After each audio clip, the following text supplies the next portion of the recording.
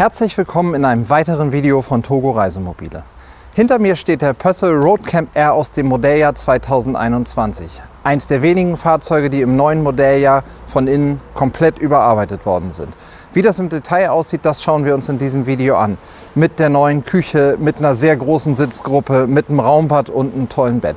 Alle Details, Maße und alles, was ihr sonst zu diesem Fahrzeug wissen müsst, erfahrt ihr in diesem Video. Bevor wir damit loslegen, denkt dran, unter dem Video auf Abonnieren zu klicken, dann die Glocke zu aktivieren, damit ihr auch in Zukunft von allen anderen Videos eine Info bekommt und keins unserer Videos verpasst. Ich wünsche euch viel Spaß beim Pössl Roadcamp R aus dem Modelljahr 2021 und los geht's!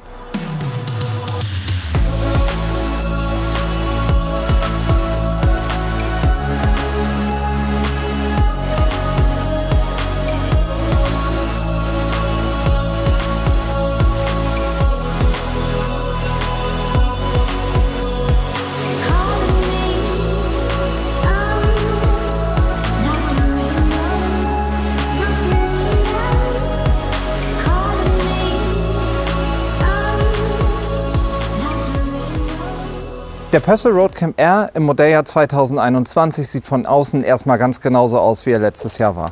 Das heißt, wir haben gleichbleibend den 5,42 Meter langen Wagen, das heißt den mittleren Radstand, den ihr bei Fiat und Citroën haben könnt. Er hat die gleiche Fensteranordnung und auch dieses super schicke Metallic Profondo Rot gab es letztes Jahr schon. Bei dem Auto haben wir jetzt ein paar Sachen von außen, die nicht serienmäßig mit dabei sind. Wir haben den mit den 16 Zoll Leichtmetallfelgen bestellt. Serienmäßig wird er auf 15 Zoll Felgen kommen. Wir haben ihn hier vorne im vorderen Bereich, gerade bei so einem Auto in Rot passt das, glaube ich, ganz cool, mit den lackierten Stoßfängerecken bestellt. Und gerade beim Citroën Jumper, der das hier ist, haben wir mit dem Rot und dann diesem chromfarbenen Kühlergrill und dann den Stoßfängerecken hier vorne in Wagenfarbe, glaube ich, eine sehr schicke Optik. Und das ganze Auto hat so ein bisschen Pkw-Eindruck, so wie er da steht. Das andere, was wir von außen noch gemacht haben, so wie der Wagen hier steht, haben wir die Seitz S7 Rahmenfenster, die ich beim Pössl bei jedem D-Line dazu bestellen kann, bestellt und damit wird er noch ein bisschen eleganter in der Optik. Alles andere, was ihr von außen seht, ist Serie. Wir haben serienmäßig die breite Trittstufe hier unten mit dabei, die 70 cm Breite. Wir haben serienmäßig wie bei allen anderen D-Line-Autos Soft Close, das heißt Schiebetür ran und dann zieht er das letzte Stückchen ganz von alleine ran. Und so habe ich einfach ein Auto, was von außen elegant, unscheinbar quasi, um auch mal ein bisschen freier stehen zu können und vor allem kompakt ist, dass man sich auch mal auf dem Pkw-Parkplatz drauf schummeln kann. Der Pössl Roadcamp R hat noch ein Schwestermodell oder Brudermodell, das ist ja Gleichberechtigung. Das ist der normale Pössl Roadcamp R. Der hat nicht das Raumbad mit den Lamellentüren, sondern eine normale Nasszelle, aber die Unterschiede zeige ich euch gleich im Innenraum. Auf der Fahrerseite habt ihr hier das Fenster in der Nasszelle mit dabei. Das ist beim Pössl Roadcamp und auch beim Roadcamp R nie serienmäßig mit dabei. Es ist aber tatsächlich beim Roadcamp R mehr oder weniger eine Zwangsoption, weil wir keine Dachhaube in der Nasszelle haben und so habt ihr dann vernünftig Luft. Und der nette Nebeneffekt ist, wenn man die Dusche rauszieht, kann man die hier draußen nehmen und sich hier draußen wunderbar abduschen. Ansonsten haben wir auf der Fahrerseite keine großen Überraschungen. Wir haben hier, da hole ich mir mal ganz kurz den Schlüssel, kleiner Augenblick. Dann können wir nämlich hier auch einmal in die Toilette reinschauen mit dem Schlüssel. Was ich bei Pössl ganz geschickt finde, bei den Fahrzeugen, wo das geht, ist hier oben. Da ist ein Magnet drin und dadurch hält die Tür oben. Das heißt, ich habe die Hände frei, um die Toilette rauszunehmen. Bleibt ja eins der unappetitlicheren Themen, die wir bei den Wohnmobilen haben. So. Beim Roadcamp R haben wir ja die Situation, dass die Toilette ein bisschen weiter hinten ist und man sie nicht einfach gerade reinschieben kann, weil genau hier Verstrebungen vom Fiat bzw. Citroën sind. Deswegen geht das hier so ein bisschen um die Ecke und ich muss die Toilette so leicht um die Ecke rausziehen. Habe eine normale Tedford Kassettentoilette, natürlich mit dieser Trolley-Funktion und all solchen Sachen mit dabei. Der nette Nebeneffekt dieser, ja ich weiß nicht, ist das eine Kompromisslösung? Ich finde es nicht störend. Ist, dass wir hier vor der Toilette ein schönes Fach haben. Da kann ich ein Verlängerungskabel, da kann ich die Toilettenflüssigkeit, Handschuhe, die ich beim Entsorgen brauche und all sowas wunderbar reinbringen und habe eigentlich dadurch ein extra Außenstaufach gewonnen. Das finde ich sehr positiv an der Stelle. Wir können hier natürlich auch eine Sog-Toilettenentlüftung mit einbauen, das machen wir auch immer wieder. Ein einziger Wermutstropfen dann ist, dann funktioniert das mit dem Magneten nicht mehr, weil wir dann den Deckel haben, der den Abstand zu groß macht. So, jetzt haben wir gesehen, wie der Purcell Roadcamp R von außen aussieht. Jetzt schauen wir mal, was dieser Wagen von innen anders macht, als das im letzten Modelljahr der Fall gewesen ist, weil er ein paar neue Features hat, die den Innenraum noch besser nutzen, als er bisher genutzt wurde.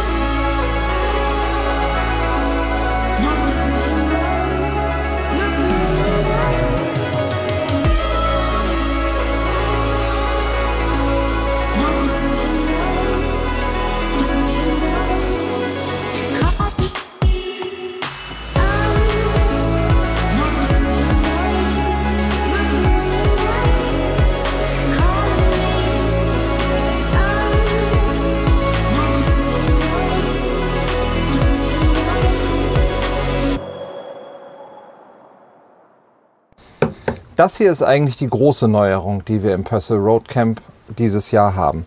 Und zwar haben wir hier eine flache Küche. Im letzten Modelljahr hatten wir noch die Stufen mit drin. Das war eigentlich für mich an einigen Stellen auch gut, weil man hier eine richtig schöne Stehhöhe hat zum Arbeiten. Aber beim Roadcamp R ist es jetzt so, dass wir den Kühlschrank hier auf die Stirnseite bekommen haben. Das heißt, wir haben den klassischen Kühlschrank, wie Purcell ihn jetzt an vielen Stellen verbaut, der von beiden Seiten, wenn er dann richtig geöffnet wird, zu öffnen ist. Und so kann ich eben, wenn du da draußen stehst, wo Chris gerade stehst, mir ein Bier rausholen, oder wenn ich hier drin am Kochen bin, eben auch ohne mich großartig zu bücken, komme ich hier wunderbar rein und habe relativ viel Bewegungsfreiraum, der da ist. Der nette Nebeneffekt davon ist, wir gewinnen hier oben eine große Küchenarbeitsfläche, die insgesamt, wir können das hier mal messen, ich weiß das nämlich tatsächlich auch noch nicht ganz genau, wir haben 1,5 Meter in der gesamten Küchenarbeitsfläche. Und sie ist auch in meinen Augen verhältnismäßig breit mit 49,5 Zentimetern. Also eine amtliche, schöne Küche. Reicht mir das an Arbeitsfläche nicht, haben wir diesen Wagen hier mit dem Alternativtisch bestellt. Könnt ihr euch das mit rausklappen und dann habe ich so eine Art Winkelküche und habe hier zumindest noch ein bisschen Abstellfläche, wo ich beim Schnippeln oder Kochen die Sachen hinstellen kann. Serienmäßig habt ihr bei Purcell immer die Fliegengittertür hier mit dabei und auch das, weil mir das echt breit vorkommt. Bei 540ern ist ja alles normalerweise ein bisschen enger. Wir messen mal hier. Wir haben hier wirklich einen Durchstieg 60 cm. Also durchaus was, wo man auch als Vollschlanker wunderbar mit durchgehen kann. Ja, um kurz noch beim Küchenblock zu bleiben. Wir haben hier das normale Zweier-Kochfeld mit 2 Flammen. Natürlich mit dem Piezo-Zünder mit dabei. Hier die beiden Gasflammen. Und einem ganz normalen Wasserhahn. Und damit der Kühlschrank vorne ein bisschen größer sein kann, haben wir das Bedienteil hier in die Wand gelegt. Haben wir Strom schon drauf? Ja, sieht so aus. Nö, noch nicht. Das heißt, wir haben 3 verschiedene Betriebsarten. Performance ist Normalbetrieb, Silent eine Art Nachtabsenkung, beziehungsweise heißt es gar nicht mehr Silent, sondern jetzt Quiet. Und Boost als schnell runterzukühlen. Serienmäßig hier drüber eine 230 Volt Steckdose und das ist der Lichtschalter für, welches Licht geht an und aus? Ach, das ist direkt über mir, perfekt. Im Küchenblock hier vorne haben wir gleichbleibend die Schublade, die wahrscheinlich größtenteils Besteckschublade werden wird. Das sind Teile für die Bettverbreiterung vorn. Und darunter nochmal 2 große Schubladen, die sich auch voll ausziehen lassen.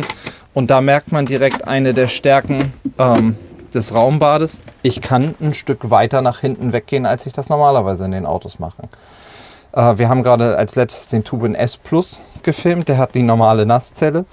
Und in der normalen Nasszelle würde ich jetzt schon die Nasszelle haben. Das heißt, ich hätte gar nicht so weit weggehen können. Wir verlinken euch mal das Video. Vielleicht sogar mit der Minute, wo die Küche ist. Und da könnt ihr einfach mal schauen, da ist es deutlich enger. Das heißt, man muss ja immer wieder ins Verhältnis setzen. Wir haben hier ein Fahrzeug 5,42 Meter lang und trotzdem kann ich mich mit meinen 1,92 hier relativ gut bewegen. Habe echt viel Bewegungsfreiheit, komme komfortabel ins Bett und habe, was wir gleich sehen werden, auch eine tolle Sitzgruppe. Wie ihr sehen könnt, stehe ich ganz leicht gebückt. Ein Teil davon ist schlechte Haltung, ein Teil ist aber wirklich, weil es nicht ganz für mich reicht. Wir haben von der Stehhöhe im normalen Fahrzeug, wenn ich hier, kommen wir uns einmal ein Stück näher, wenn ich ein Stück vorgehe, kann ich fast aufrecht stehen, weil ich aus der Dusche rausgehe. Da haben wir eine Höhe von 1,89,7, also knapp 1,90 Stehhöhe. Hier in der Dusche, weil wir oben die umlaufende Schiene haben und unten die Duschwanne, wird es ein bisschen weniger. Im normalen Alltag habe ich so knapp 1,83,3 misst er jetzt. Und jetzt messe ich nochmal, wo wir das haben, wenn man das Duschbrett rausnimmt, dann haben wir 1,85. Also wenn wir das Brett rausnehmen würden, wo ich jetzt drauf stehe, haben wir 1,85 von der Stehhöhe. Das ist nicht viel, aber ihr sollt ja eh nicht im Stehen pinkeln, wenn ihr im Wohnmobil seid. So, deswegen haben wir Raumbad gegenüber von der Küche. In dem Augenblick, wo ich die Nasszelle wirklich brauche, nutze ich den Raum hier vor der Küche einfach doppelt, indem ich die Türen rausziehe. Und damit habe ich eben den Flur entweder der Küche oder der Toilette zugeschlagen. Das heißt, wenn ich die Toilette nicht brauche, nimmt sie mir nicht viel Platz weg. Wenn ich sie brauche, kann ich sie voll in den Raum mit reinnehmen. Dadurch, normalerweise, um euch kurz zu demonstrieren, wie das aussieht, ich kann hier einfach die Tür zumachen.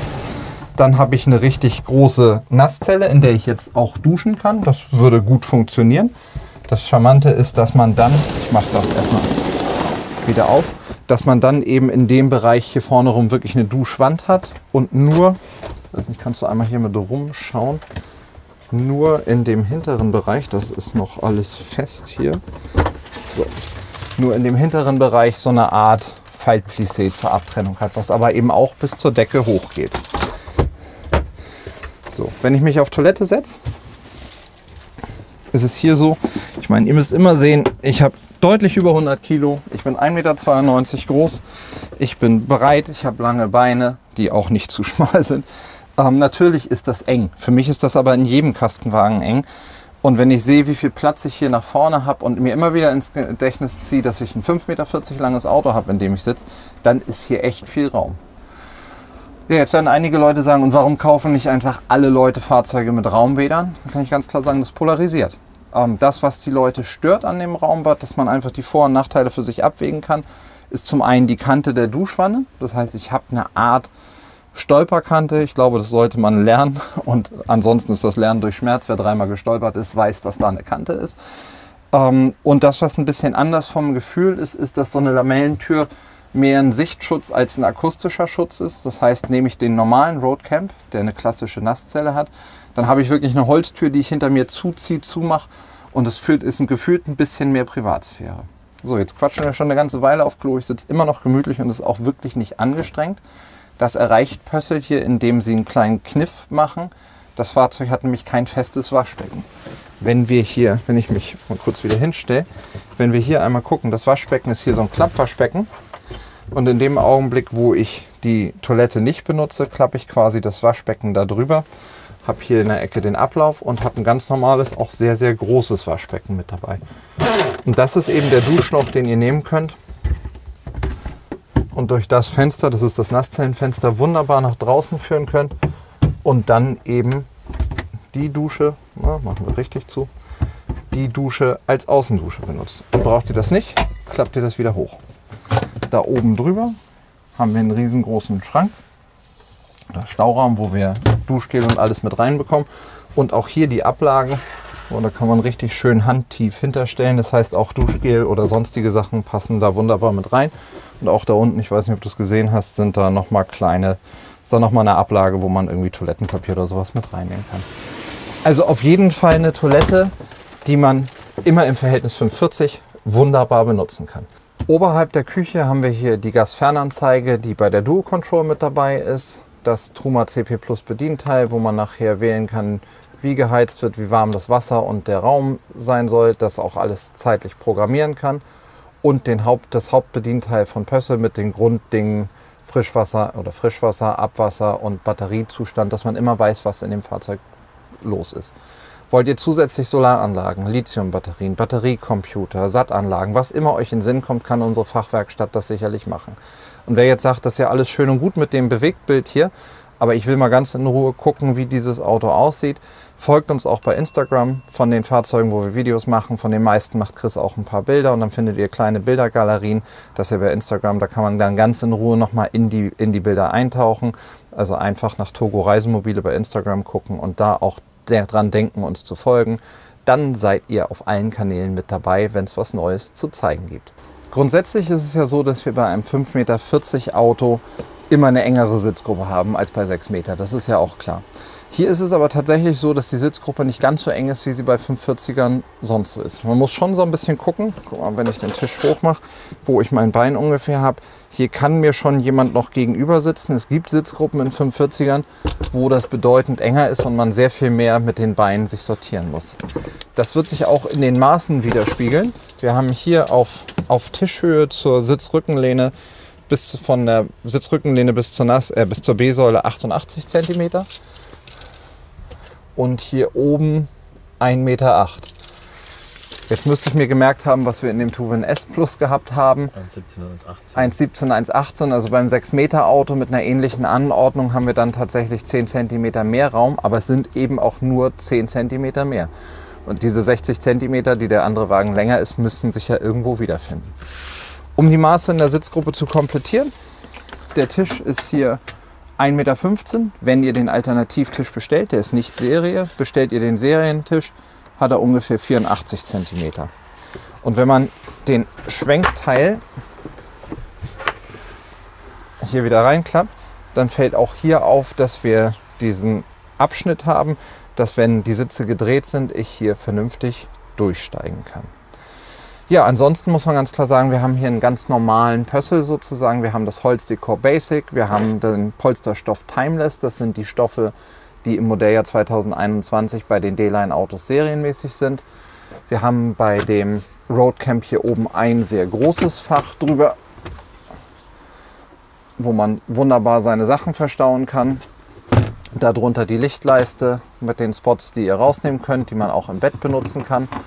Und wie bei den meisten anderen Autos haben wir auch dieses Auto mit dem optionalen Elektropaket 1 bestellt. Das heißt hier Doppel-USB-Steckdose und die 230 Volt Steckdose. Wenn man sich das Auto jetzt anschaut, ich habe mir mal bewusst die Ausstattung von dem Wagen hier mitgenommen. Wir haben einen Pössl Roadcamp R, Grundpreis 38.699 € bei 16% Mehrwertsteuer mit 120 PS als Citroën Jumper. So, darauf bauen wir auf. So wie der Wagen jetzt hier steht, haben wir 165 PS, ist er aufgelastet auf 3,5 Tonnen, außen Metallic Rot, das All-In-Paket sowieso, da hat er ja schon einen Ladebooster und all solche Dinge mit dabei. Tempomat, Lederlenkrad, alle möglichen Sachen. Die Alufelgen, wir haben hier schon eine Anhängerkupplung mit dran. In meiner Kalkulation hier haben wir sogar schon Radio-Rückfahrkamera, was wir jetzt als nächstes montieren, mit drin. Der hat alle Assistenzsysteme, das heißt Verkehrsschilderkennung, Spurhalteassistent, Fernlichtassistent, Notbremsassistent und, wenn ich das richtig gesehen habe, auch den Totwinkelassistent, weil wenn ich hier drüben schaue, ich weiß nicht, ob du das von da sehen kannst, oben im Spiegel hat er so ein kleines Dreieck. Das heißt, wenn sich ein Auto bei euch im toten Winkel befindet, dann leuchtet das, dass ihr seht, jetzt wäre ein Spurwechsel unangebracht, um den Urlaub auch vernünftig zu Ende bringen zu können. Dann haben wir eine große Bordbatterie hier mit dabei. Wie gesagt, das Elektropaket, eine automatische Gasumschaltung und das Toilettenraumfenster.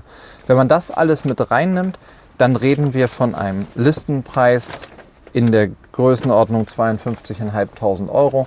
Da kriegt ihr am Ende des Tages ja auch noch einen fairen Nachlass von uns drauf, so dass ich glaube, dass man schon hier ein Auto hat. Das ist schnell, das ist kompakt, das kann echt eine Menge und damit kann man dann richtig gut reisen und das in einem sehr guten Preis-Leistungs-Verhältnis. Ob sich das Preis-Leistungs- oder das Raum-Leistungsverhältnis hinten auch fürs Bett lohnt, da gucken wir jetzt mal, wie die Maße von dem Bett sind und schauen uns an, wie der Pössl Roadcamp R aus dem Modelljahr 2021 von den Bettmaßen ganz genau ist.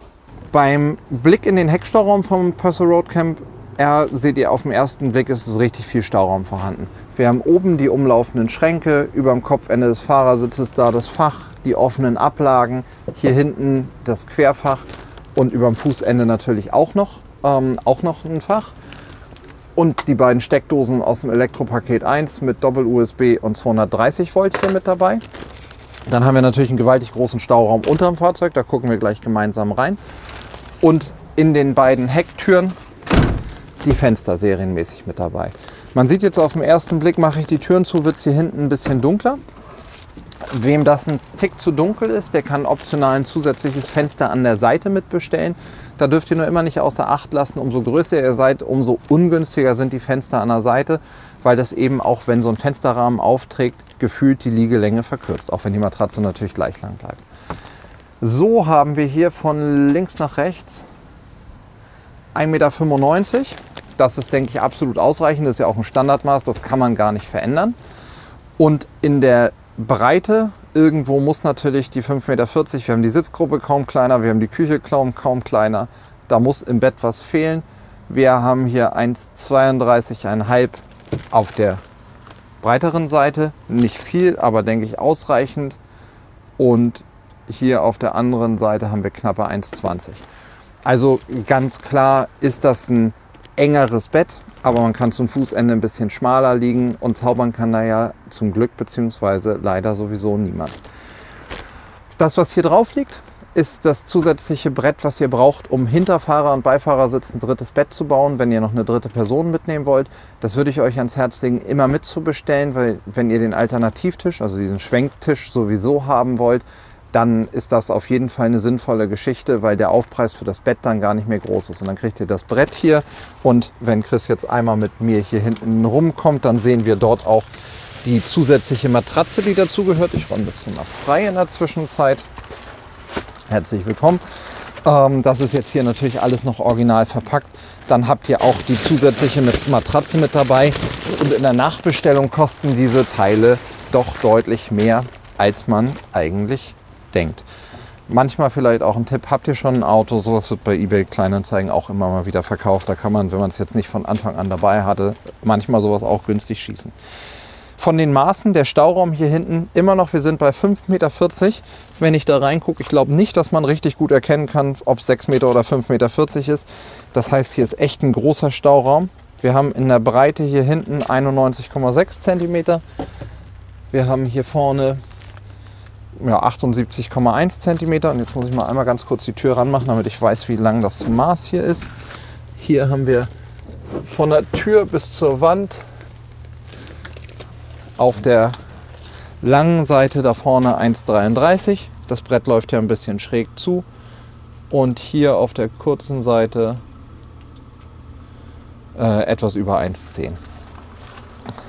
Von der Aufteilung ist ganz klar so, hier habt ihr Platz für 2x11 Kilo Gas. Das heißt, man kommt da wunderbar ran. In dem Fall eben mit der Duomatic, mit dem Crash-Sensor und der Duo-Control. Das heißt, ihr habt eine doppelte Absicherung, eine Schlauchbruchsicherung für die Hochdruckleitung und der kleine schwarze Kasten hinten dran, wo der gelbe Punkt in der Mitte ist, als Crash-Sensor, das bei einer Erschütterung des Autos dort das Ventil von alleine zumacht. Dann habt ihr den großen Vorteil, dass man eben mit geöffneter Gasflasche fahren kann. Fahrradtransport kann sich jeder selber überlegen, wie es ist. Hier haben wir eine Anhängerkupplung mit dran. Die Anhängerkupplung heißt, ich kann da einfach einen normalen Fahrradträger für die Kupplung draufstellen. Alternativ machen wir euch natürlich auch gern einen Fahrradträger dran oder auch Bühnenlösungen wie ein Busbiker oder sonstiges. Das haben wir euch aber in einigen Videos schon gezeigt. Also einfach mal ein bisschen durch die Videos, die wir gemacht haben, durchscrollen. Und das werden wir sicherlich in den kommenden Videos auch immer mal wieder vorstellen, wenn wir Kundenfahrzeuge vorstellen, die wir ausliefern. Ja, das ist der Purcell Road Camp R. Ich glaube, ihr wisst jetzt alles. Wir wissen, was der Grundpreis ist. Wir wissen, wie schick der Wagen von außen ist. Wir wissen, wie schick der Wagen von innen ist. Wir haben hoffentlich an alle relevanten Maße gedacht. Gewicht haben wir bewusst außen vor gelassen, weil es ehrlicherweise beim auf 3,5 Tonnen aufgelasteten 5,40 Meter Fahrzeug einfach nicht so relevant ist, weil ihr kein Zuladungsproblem habt. Das Auto wird irgendwo in der Größenordnung 500-600 Kilo Zuladung haben.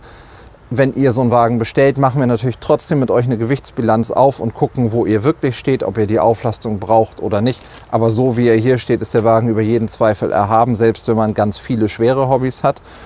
Und haben die Bettmaße, die Toilette und alles gesehen. Wenn euch noch was fehlt, schreibt das mal unten in die Kommentare, dass wir bei den nächsten Videos dran denken. Ansonsten wünsche ich euch ganz viel Spaß bei den weiteren Videos und freue mich auf euch im nächsten Video. Bis dahin, viel Freude!